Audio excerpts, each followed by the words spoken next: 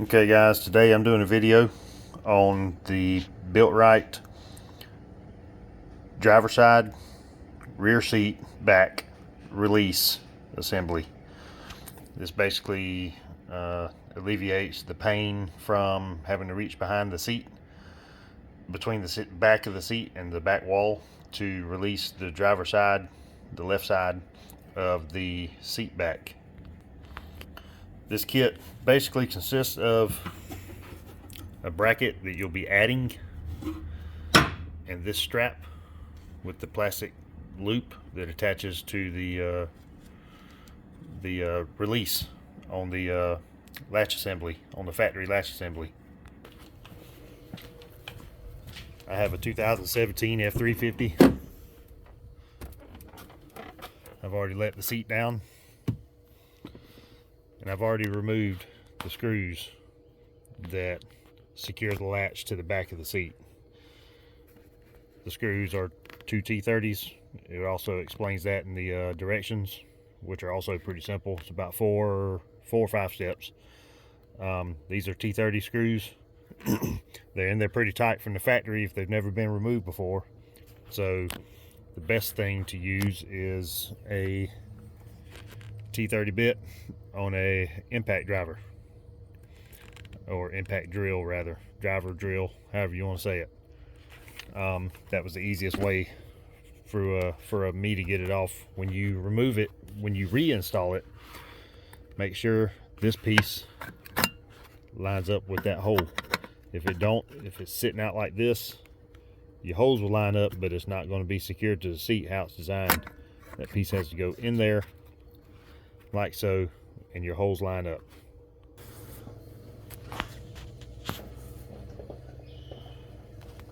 Alright, this thing's pretty simple. Remove it. You can leave it on there if you want to. It's a little easier to put on if you pull the latch off. This piece slides, basically slides right over. I'm trying to do it with one hand. Come on. Anyhow, this piece slides over like that, and like I said, we'll line this piece up with the hole, and that's basically it for that part. Take your strap. The way I turned it was the part that has this label is facing in, and you kind of get it to push that out of the way, and it goes onto the that little pin lever, and then you pull it and it snaps in place. That way it don't slide up and down on that pin. So after that, you put your screws back in. Again, these are T30 screws. You know, back to the basics. Hand tight, or get a few turns on them. Make sure they're not cross-threaded or anything like that, and run them back down. You don't have to put a whole lot on them, and that fastens the assembly back to the seat, and it's pretty solid. This strap feeds through here. It holds the strap up, keeps it from flopping down here. But the modification I had to make, I've already done it, and I took everything back apart so I could demonstrate the modification to you guys.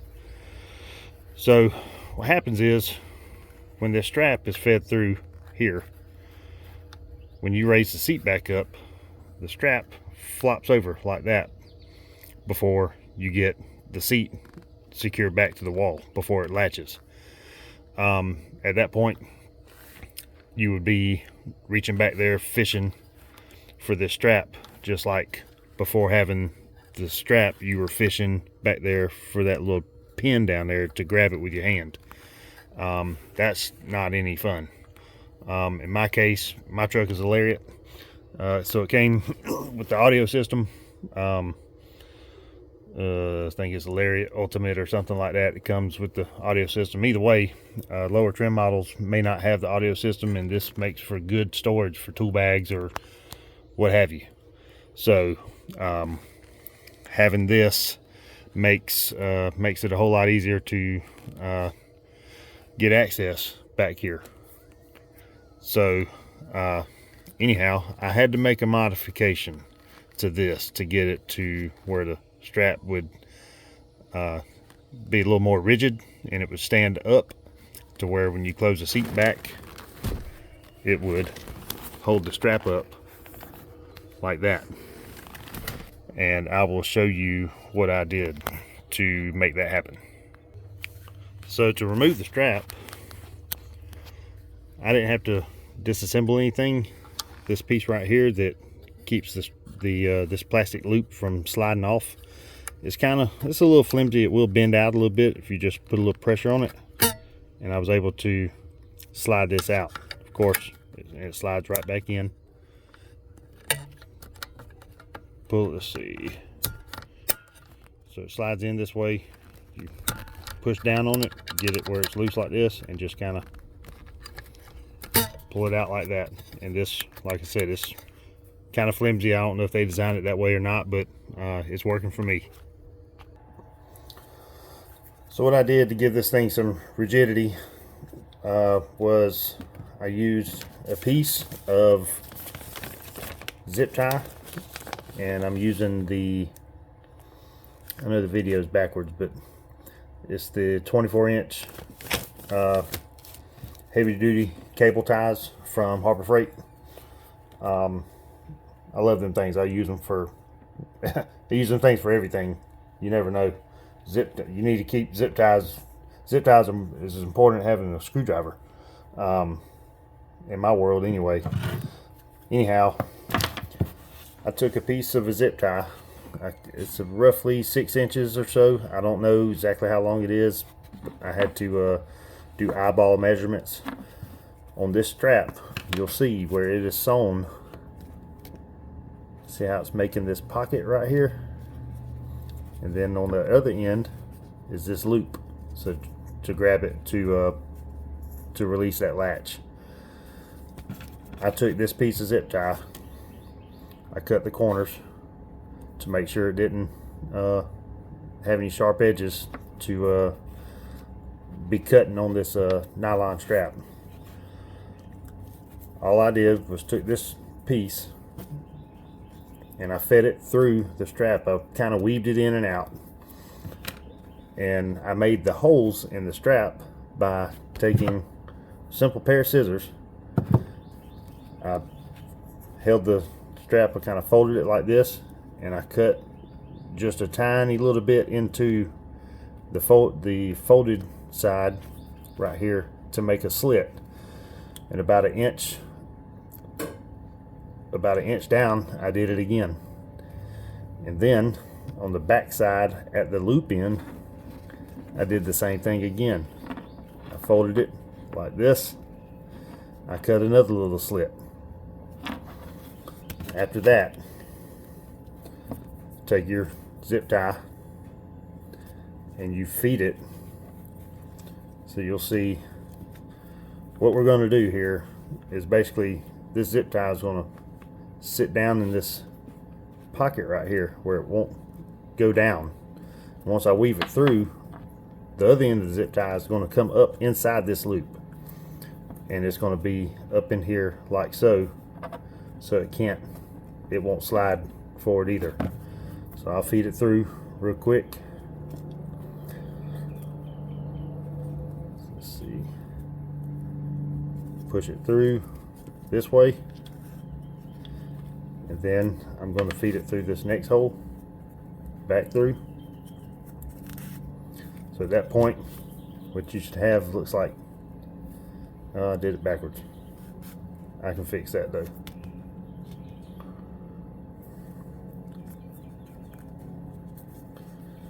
All right.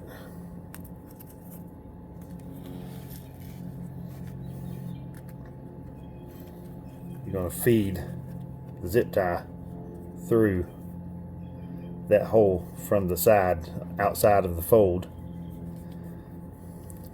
and you'll see how it sits down in this. Well, let me push this back through again. You'll see how this, the end of the zip tie goes down in this little pocket. You don't have to put it in there right now because it's going to go in there once you get done. But I just want to demonstrate that, and I'll get to the purpose of that here in a minute. Now you're going to feed the zip tie back through this next hole, like that. Then you're going to feed the zip tie through the hole that you made, the slit here that you made inside the finger loop of the strap.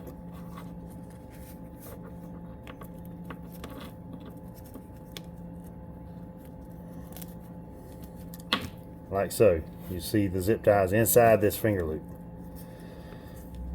Push it all the way to the end. The other end will kind of push down into that pocket right there. Again, I cut these corners off because I knew this thing was going to be down in this pocket. It may have a little pressure on it or whatever. But once you feed it through all the slits, now makes it rigid, and it shouldn't flop over when you raise the seat back up. This will hold it up in place. Once your seat is in the upright, your seat back is in the upright position, this will be exposed right above the seat, giving you access to put your finger in and pull, or however you want to grab it. So after I did that, I saw that these holes I made were fraying just a little bit. Really not enough to worry about, but that's how sometimes I can be a perfectionist. But when I did those slits, you may be able to see when I cut those slits,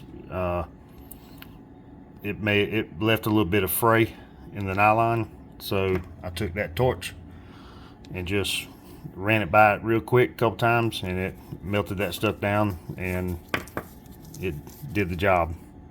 You probably wouldn't even have to worry about it. It's just the way I tend to do things. But this is what it should look like once you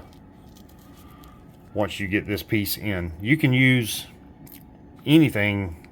Zip tie was already, it's already the size that I needed, or whatever. It was the first thing I thought of, and it worked. So you can use whatever, any kind of piece of, flat metal, or I wouldn't use metal, but any kind of piece of plastic, anything like that, to make this thing, give it some rigidity so it don't flop over. All right, now we're back at the truck,